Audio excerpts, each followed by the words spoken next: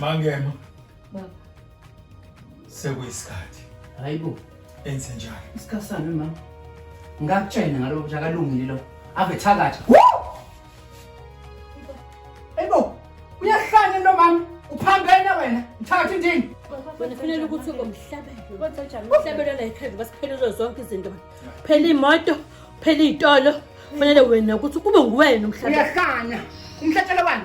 Uyabona lo phakathi wayo ukwenza isilima.